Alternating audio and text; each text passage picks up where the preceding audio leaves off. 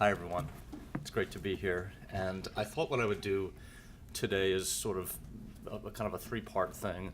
The first is a more formal talk about the things that we're doing at the university, just to sort of lay some groundwork. And I prepared some more, formal remarks along those lines, because there's a lot to cover. I want to make sure I'm comprehensive to give you a basis for the second part of what I'll do, which is to give this presentation here, which just shows you how our campus and, more importantly, this innovation neighborhood idea is beginning to develop. And then if we have time later, if you have any questions or bits of advice or comments, we'd love to hear that as well. So we'll go from the most formal to the least formal. And bear with me as I try to cover as much ground, because I know some of you know a lot about Drexel. Others will probably just be getting their orientation. I want to make sure we have a kind of common set of understandings, because it all sort of factors in to how we're viewing this innovation neighborhood going forward.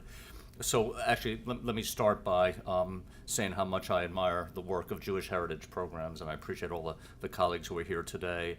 For over 2 decades, Rabbi Schmidt and his team have undertaken really the most important work imaginable, which is the work of building communities. And they do it by bringing people together around a shared heritage and culture, and a very powerful one at that. They take a wonderfully broad view of their work, extending that community across a variety of domains like education, the arts, and business, which is what brings us together today. And it's also important to note that the great work of JHP started on a college campus, and that's a point of pride for anyone like myself who is in this line of work. I got to know JHP a little bit in its early years when I was at Penn in the mid-90s.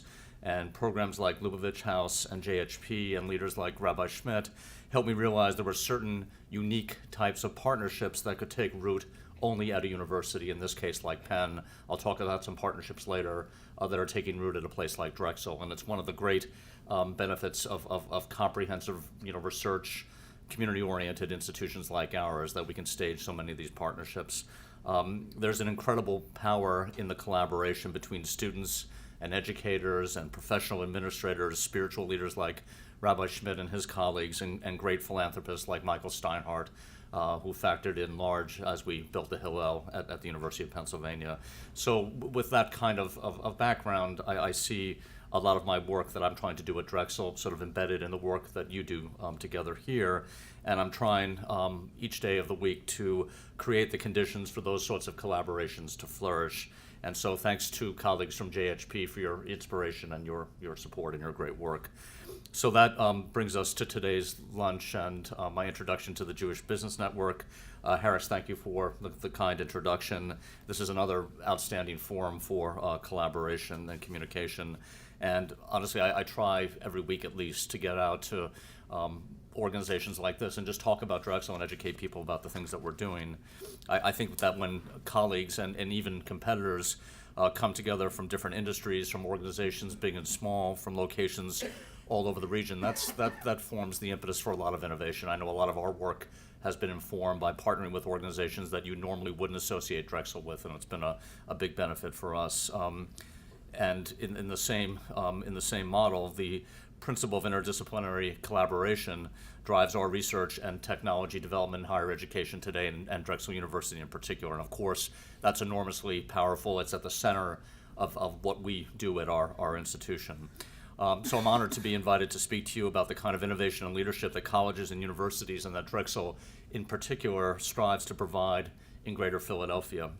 So we are sitting on a really almost unique nexus of location, talent, resources, history, and creativity, and there's incredible potential, much of it already demonstrated, to be one of the most important cities and the regions in the century to come.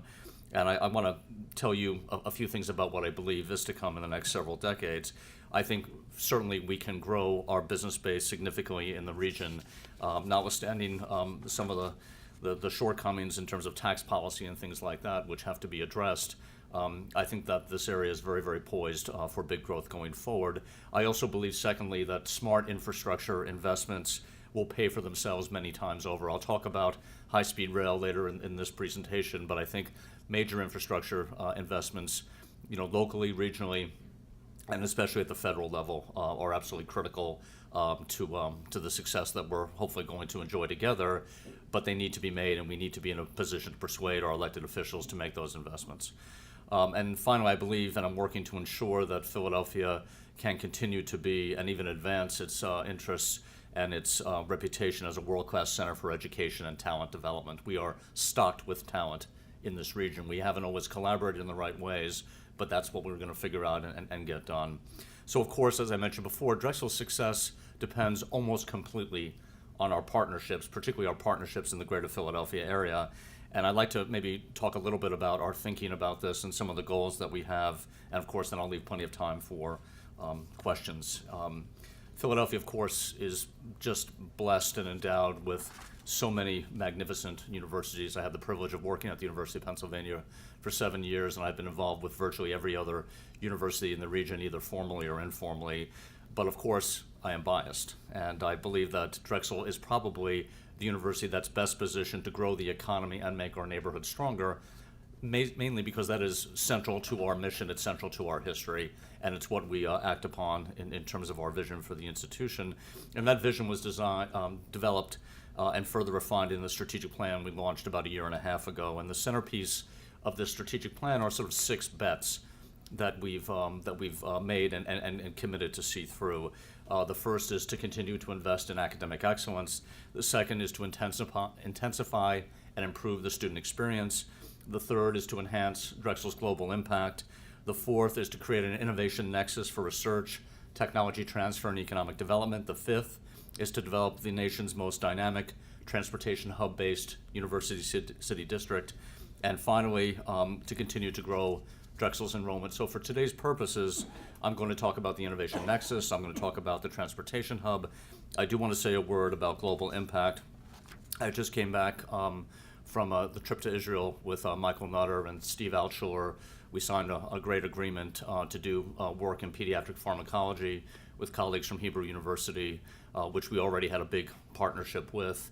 And our relationship in Israel, and in particular with Hebrew University, the Technion, Ben Gurion, is just really blossoming. And it's the kind of work that we're doing not only in Israel, but in other countries around the world that I think is going to help us create the kind of infrastructure to begin to move people from those countries to our country, to our city, to do work as we continue to go out and work with them in their countries, mostly on shared research projects. And I'm really excited about this network. I've been to Israel 3 times since I've been president, planning another trip this year as well. And what a magnificent country. I am so inspired by the work that's been done there. And we actually have a couple of deals that we're trying to bring branch offices of Israeli companies to come to University City, and we'll keep our fingers crossed on that. But they can really help us on some of these entrepreneurial efforts that we're talking about. And so this plan also, in addition to these sort of 6 bets, has a set of themes that we're working on, which will be many decade themes to unlock our full potential. One is that Drexel has formed in a very interesting way since 1891, and what we're trying to do after decades of growth and acquisitions and new ventures is to sort of make this place coherent as a university, because there's a lot of subsidiaries, a lot of firewalls, a lot of complexity in our governance structure. We're basically trying to collapse all that and create a platform for one cohesive, integrated university. The second, and Harris had mentioned this, or maybe Rabbi Schmidt, that we want to continue to better leverage our signature cooperative education program, where most of our undergraduates are in extended full-time paid professional experiences in addition to getting a good basic undergraduate education. And we think co-op is a good way of educating students, particularly in this day and age in America. Our third transformative theme is to extend our leadership in online and hybrid education. New modes of delivery like online and hybrid won't replace what we do on campus, but they're part of an increased responsiveness and flexibility that universities need to develop. This is a $75 million business within our university. It's about 7% of our revenues and growing very quickly. And so we'll continue to be involved in this in a big way. And it's definitely something that all universities are going to need to do if they want to stay relevant and competitive. And last is transforming our surroundings in University City into this innovation neighborhood, which I'll comment on later. So this strategic plan gives us a good way of thinking about the next decade or two at the university. But maybe I can shift over and talk a little bit about how, within that context of a strategic plan, how we can impact the economic health and quality of life in our region. And I think there are several areas that we're working on that might be of interest to you. The first is in the area of entrepreneurship. And I believe our mandate collectively in higher education is to come up with new ideas about how the world does work, how it could work, and then to give our students an opportunity to road test those ideas. And I think generally higher ed has been pretty good at doing that. We have the best university system in the world, the envy of everyone. But there's a critical step after that where our track record, I think, is decidedly mixed. And when we think about benefiting the economy and society in general, an idea eventually has to find its way into a service or a product or a device, something that has real world impact, the ability to change lives and improve the quality of life. And I think that's not just a sort of practical thing. I also see it as a moral responsibility for today's universities to add value economically in terms of the quality of life. And I think that's where the skills of entrepreneurship come in. And I think this is something that we want to be much more intentional about at Drexel going forward.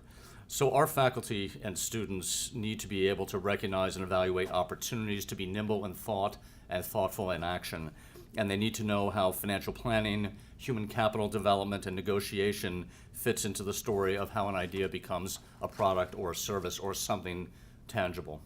At Drexel, we want to structure our academic enterprise so that every student understands that entrepreneurship can, and in many cases should, be part of what he or she does going forward, whether they see themselves starting and running their own businesses or going to work in a large organization where cultures are evolving to value change agents, which is really just another word for entrepreneur, or entering a professional field or public service or any other career. I think those entrepreneurial skills are absolutely vital. All those paths are best traveled with this kind of skill set that includes starting new ventures, managing new ventures, assessing them honestly, and engaging them in their ultimate success, or engaging, others in their ultimate success. So that brought us to the establishment of the Charles Close School of Entrepreneurship, which is something that we just started up in September. This is a freestanding school at Drexel dedicated to serving our most venture-oriented students and to putting entrepreneurship studies and programming at the fingertips of every Drexel student in every discipline. This is not an entrepreneurship neighborhood for business-oriented students. Think about this as more of a horizontal school that cuts across everything else, as opposed to a deep vertical school that you see in most institutions. So by creating the closed school, we can ensure that the values and the behaviors and the processes which we teach are infused with entrepreneurship as a way to think, to learn, to succeed, no matter what a student's major is. We're indifferent to major. We're more focused on these as life skills. And so we, of course, want to do this in a coordinated and disciplined way across the institution. We want that education to complement and enhance the outcomes for all of our students. We also want to provide students with a range of ways to engage and live entrepreneurship depending on their personal level of interest and career ambitions. And so we expect the closed school, and this is starting as we speak, to develop joint undergraduate degrees with other colleges aimed specifically at, for example, entrepreneurial biomedical engineers or graphic designers or product designers or information scientists. There's no field where you can't benefit from an overlay of these entrepreneurial skills. And finally, we want to create a supportive academic and physical environment that encourages the pursuit of student and faculty passions and the realization of big ideas, which, by the way, means that a lot of them are going to fail along the way. And one of the things about failure is we believe it's integral to a comprehensive education, that sometimes when you're road testing things and they don't work, you accept from the failure, you live with it, you work with it, you learn from it, and then you succeed in the future because of it. And this is a very important thing, is that we've created some really good safety nets for our students. So we have some really interesting initial programs that we've staged through the closed school. We have an entrepreneurship living learning community, which is a residential setting that brings together students who are studying in a variety of fields but are connected by the drive to innovate and start new ventures. And we have part of a residence hall that's been sort of set up so they can mix it up, before and after their formal classwork. We also have a new course called Launch It, which will be open to students who demonstrate fairly well-developed ideas for new businesses. And basically in this course, we'll help them de-risk the business models that they have during the course of an entire term. And we're going to give them a little bit of seed money to get going as well. So that should be very exciting to them. And then lastly, there's the entrepreneurship co-op, which we're very excited about. In the classic Drexel co-op, for those of you who don't know, undergrads alternate time in the classroom with 6-month periods of full-time paid employment in their fields. And they do an average of 3 co-ops, and they earn an average of about $45,000 during their 5 years at Drexel in the 5-year program. This is sort of an incredible head start for many in terms of resume building and networking and really sort of learning what they like and what they don't like. And it's one of the main reasons that people choose our university. But for those students who already suspect that their career will include entrepreneurial activity, we want to use the co-op to help get them on that path nice and early. And so the entrepreneurship co-op will basically subsidize them for 6 months while they're focusing on growing their own business. And in addition to the paycheck, we'll offer academic guidance that will help them connect their experience to what they're learning in the classroom, just like any Drexel student does in a co-op experience. And so this entrepreneurship co-op, which represents a sizable investment of the closed school and the university, is really going to help us with students who out of the gate want to try entrepreneurship and really do it in an intensive period of 6 months to de-risk their business models, to try to get their companies up and running. And win, lose, or draw, this is going to be an incredible experience for all of them. So let me stop with entrepreneurship. You've gotten the picture with the closed school. It's a really great new dimension of our university, made possible by close to $15 million in gifts from the Close Foundation. There's another expression of Drexel's entrepreneurial spirit that greatly enhances our impact on Philadelphia, and that is our commitment to translational research. And the person who has most inspired us along that path is my colleague Banu Honoral, who's our Dean of the School of Biomedical Engineering. Rami is with her as well. He's become a good friend, not only through biomed, but also through trips to Israel. And Joe Delgado is here, and Joe is the Chief Development Officer for the School of Biomedical Engineering. And they've been our heroes and our standard bearers relative to this whole movement towards translational research. So for those of you who don't know, translational research means projects that move basic science into commercially viable technologies in a fast-track way. That is the goal, and there's a disciplined process that has been established. And in 2011, we were recognized by the Wallace H. Coulter Foundation with a major $10 million grant, which we matched to create a $20 million endowment. So Banu and her colleagues have a $20 million endowment to do this kind of work. The Coulter Endowment supports moving promising biomedical discoveries into clinical practice. Beginning with our initial partnership in 2006 with Coulter, more than 20 projects have already received funding, more than 40 patent applications have been generated. We've raised at least $18 million in follow-on funding, and at least half a dozen licensed technologies have been developed, and those numbers are probably changed already given the activity in the last quarter. So the Coulter Foundation partnership has shown that commercial technologies with real life-saving and economic potential can and will continue to come out of Drexel. And so if you think about the various things that we're trying to assemble in this ecosystem, so we have the Close School of Entrepreneurship, we have the Coulter Foundation Endowment, and the next thing we have is something called Drexel Ventures. And Drexel Ventures is something we also started within the last several months. It's designed to support startups built around Drexel ideas, foster partnerships with local investors and entrepreneurs, and to attract more corporate and federal R&D funds to the region.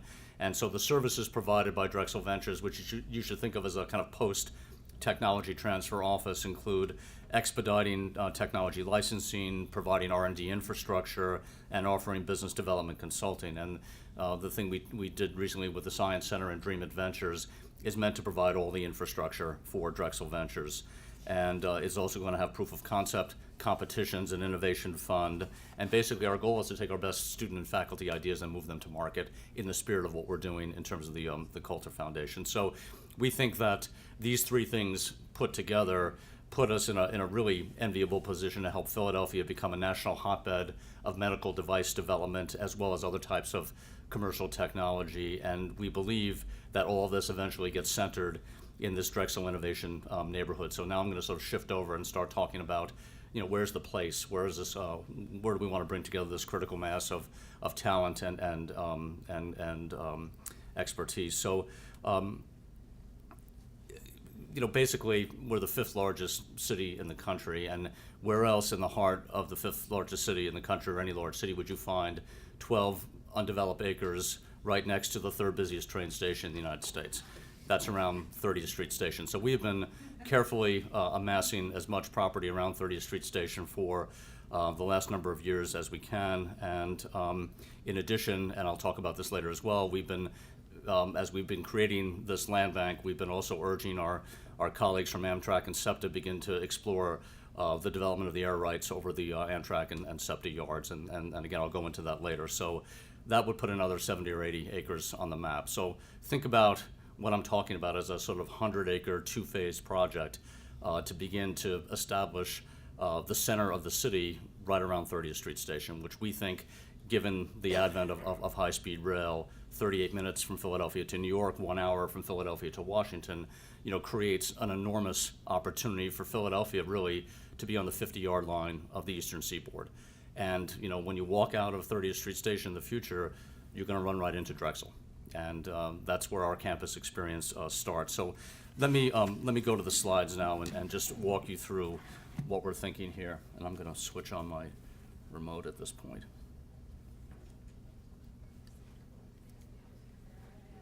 Okay, can you hear me on this? Okay. Okay, so this is, good, thank you. Okay, so I've already walked you through these two strategic initiatives: the Transportation Hub-based University City District and the Innovation Nexus. And so this is how we describe the transportation hub: 30th to 32nd Street, Chestnut to JFK, a lively mixed-use, multi-purpose district featuring all sorts of things: academic, commercial, residential, retail. Is this not? Yeah, you know what? I'm kind of bouncing back on that. Yeah. Would it be better? Just use this? Yeah, I think so. Okay. Thank you. No problem. Got Good? it. That's good, thank you. Okay, and commercial and technology incubation use. And what we want to do is create an attractive and exciting front door to our campus, the 30th Street Station, then use the redevelopment of this 12-acre super block to bring together all these various things from education, research, commercial entities, such as pharma companies and technology-based organizations. At the same time, and I just mentioned this as well, we're cultivating a really strong relationship with Amtrak and SEPTA to take a look at development in the adjacent rail yards. We thought back then when I put this presentation together it was about 50 acres. It's more like 80 acres that we're talking about right now. And this would basically extend this mixed-use development that we're working on as we speak. And I'll give you some examples of things that we're doing from JFK Boulevard all the way out to Spring Garden Bridge. And then you would have 32nd Street to the south and obviously, to the west, and then obviously, the edge of the train yards to the east. And so this is if you were to fly over Philadelphia and you'd look down and you'd say, why is there this big hole in the middle of the city of all this undeveloped property? That's what we're talking about right here. There's no city in its right mind that would want to have that kind of level of underutilized property and not take advantage of it. And if you want a proof of concept, go up to the Hudson Yards in New York and see what they're doing. No one ever thought things like that could happen, but the technology is available to take advantage of the air rights over these rail yards and really do something spectacular here. And I suspect as time goes on, we're going to learn more, and we're also going to see the price of some of those projects be able to be much more manageable. So this is the Drexel University campus in West Philadelphia. We have our campus boundaries in blue. Purple is what's been acquired since 2007, and we're bidding on the University City High School site as we speak. We just submitted our qualifications and our bid on Monday, and so that would add 14 more acres to the west of our campus. So you see we're continuing to grow and develop, and right above JFK Boulevard is the Amtrak rail yards, and you can just see how massive that piece of ground is. And so we started in 1891 as an interdisciplinary institute for first-generation blue-collar commuting kids. And by the way, we've never forgotten that as part of our mission. And it is to provide an accessible and affordable education, as do all the other things that we're doing right now. And so art, science, and industry is on our crest. It was gathered under one roof by A.J. Drexel in 1891. You see the Penn campus a little bit to the south, and then Center City to the east. And in 2011, we were in a well-established residential campus, a full spectrum of professional schools, but also joined by neighbors to the west, like the Science Center, Penn growing magnificently to the south. We have our health sciences cluster in Center City. About 40% of our activity is in Center City between the Academy of Natural Sciences, our College of Medicine, and our College of Nursing and Health Professions. And of course, Center City is been, totally revitalized during these times. So you can see how our campus is becoming more of a Philadelphia campus as opposed to just a university city campus. And when we think about 30 years from now, we hope that this whole area really indeed is our regional economic engine. You can look at Drexel at our gateway, growing research capabilities, drawing more business investment and academic investment. 30th Street Station, growth of the rail yards, further leveraging strategic regional and global access. Then Pelton and Mantua beginning to revitalize themselves as universities. The Science Center continuing to do its thing. Penn continuing to connect to Center City via the Schoolco, and then Center City continuing to thrive. And so there's a lot of potential to sort of knit this whole area together. And I would say the center of the city is the river, not Rittenhouse Square in the future. So our goal has been to develop 3 academic spheres. I'm not going to go into the details of this, but closest east to 30th Street Station would be engineering and health sciences. The middle of the campus, where you would expect it to be, is arts and sciences. And then further west is our College of Media Arts and Design.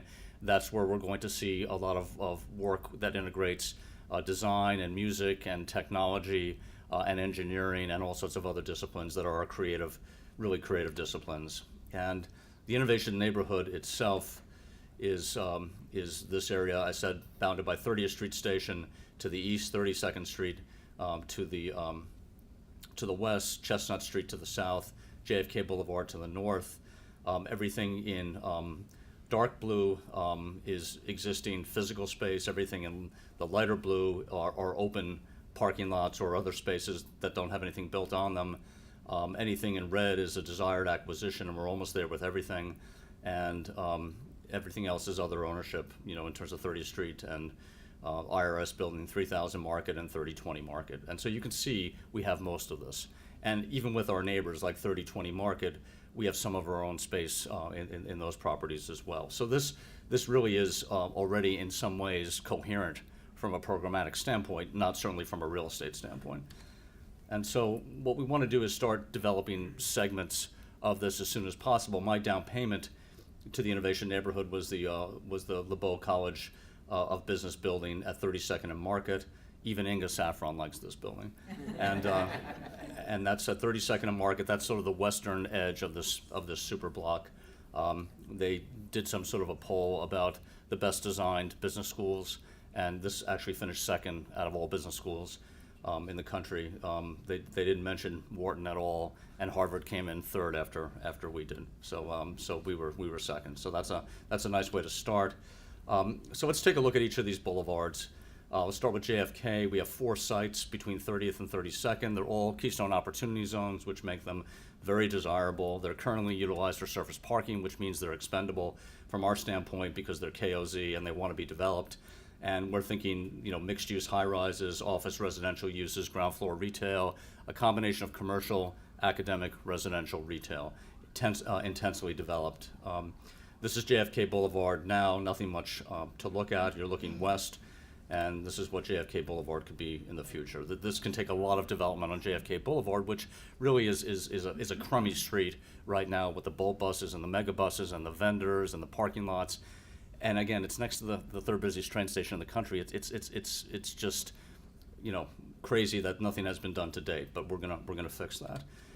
And this is a view looking from our campus, and you're looking north towards JFK Boulevard, right over Market Street. So you can see there's lots of different potential. So let's go over to Market Street. The Parking Authority vacated a series of buildings in mid-2013, which gives us an opportunity to begin to develop those. Those were our buildings that we had leased out to the Parking Authority. We already talked about the Energy and Environment Institute. That's already going in to space at 3010 Market. We have a 1-acre parking lot in front of this particular building. That's a great development site. We have the parking lot across the street from 30th Street State, which has a lot of potential, including maybe hotel and conference. And then, of course, I talked to you about 3020 Market, the fact that we have lease space there. So again, not the best assemblage of real estate, particularly on the other side of the street from Drexel, which is where our engineering complex is. But this thing could really be pretty special going forward. And a few of you have remarked that Market Street is starting to finally look like a street again, and sort of turn itself and address itself towards pedestrians, and there'll be more exciting uses going forward on Market Street instead of the canyon that it's historically been. So let's go over and just look at this One Drexel Plaza building, which is right across the street from 30th Street. This is the most important property in the whole set because it's right across from 30th Street Station. It's an existing building. It's the old headquarters for the Bulletin. We purchased this in 1993. We think we can double the size of the building. This is not architected properly, but basically this site can handle about 500,000 feet of space, and then in front of it is this parking lot, which also is a brilliant development site. So you can see we are blessed. We are endowed with these amazing development sites, and now the idea is just not to develop them for development's sake, or just merely for Drexel's use, but to think about how we can make this the center of all the innovation that I'm talking about in this innovation neighborhood. Okay, let's just go over to Chestnut Street quickly. We have a 2-acre parking lot on Chestnut and 30th. It's KOZ, about 1 million square feet of development. And again, not such a good looking situation with the High Line running through it and a lot of other parking lots and stuff like that, but you could do a pretty handsome building here as well. So we did some work on the economic impact of this entire 12-acre development. I'm not going to go through the details of that, but it's about $42.6 billion in cumulative tax revenue over this standard 80-year period. eConsult did the work for us, and so this could have a big benefit. I've talked a little bit about the kind of programmatic perspective that we'll have here: energy and the environment, all disciplines of engineering, entrepreneurship, information technology, and health sciences. And again, it's good that most of our Drexel disciplines across the street are lined up in these areas as well. We want to have partners. This doesn't fly without partners, and so co-op partners, employers of Drexel graduates, firms with alumni executives, research partners, international partners, hopefully many from Israel, PIDC, the city of Philadelphia. We're starting to build our network of relationships, and I think everyone's really excited about the prospects here. We have some benchmarks from other cities in Cambridge and in North Carolina and in Maryland, obviously what they've done out in the West Coast. No reason why we can't do this here. Absolutely no reason. We have every much the intellectual assets that they do. We just need to think, strategically and collaboratively to get this done. And then the last piece is this whole rail yards thing, which, as you can tell, I'm slightly obsessed by. And there's the hole in the donut. This is what we look at from Pelton Avenue. Looking east. There's about a 10, 12-foot grade change there, so it lays itself out perfectly for this kind of transformational thing. So if you want to get the perspective here, you're looking north. Right in the far back, you can see the PMA across the Spring Garden Bridge. There's a massive amount of development that could be done around here. Plus, we can rationalize the traffic flow around 30th Street Station, which is really unfortunate because it ends up being such a bottleneck. So that's the presentation. So I thought I would just now turn to questions or thoughts that you might have.